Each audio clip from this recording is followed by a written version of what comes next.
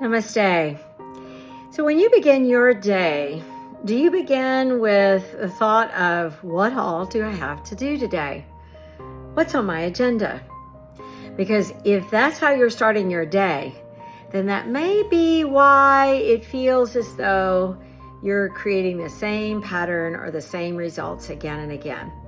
You can move to a different place, have a new partner, have a new job, but ultimately it feels like Groundhog Day, the same day over and over and over again.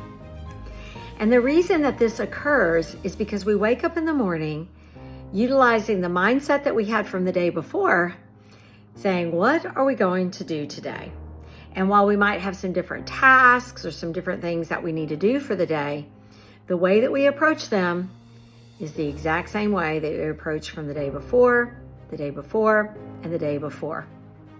The same triggers poke at us the same way. We may start out, we're feeling like we're in a fairly good mood. We're looking at all what we have to do. We feel so enthusiastic about the day, and we step into the day and then poke. Our old habits, patterns, behaviors, the wounds get poked at. And next thing you know, we're finishing off our day wondering what happened to the day.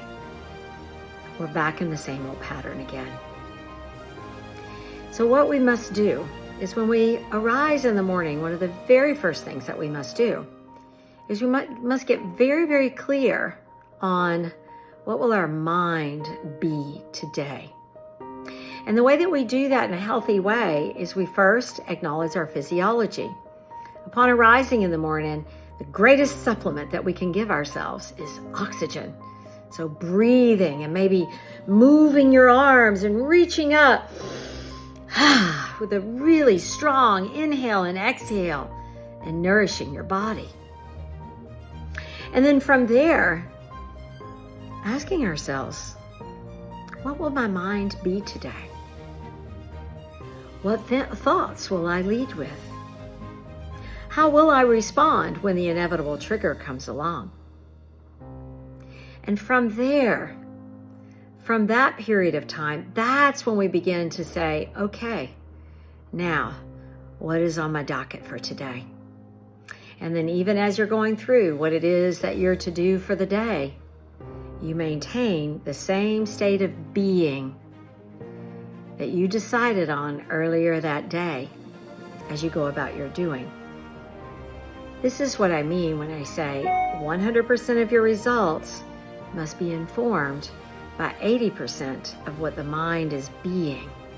And if you want to create results that are sustainable, abundant, filled with love and joy, then you must be very clear that this is where your mind must be, regardless of how many times those triggers get poked.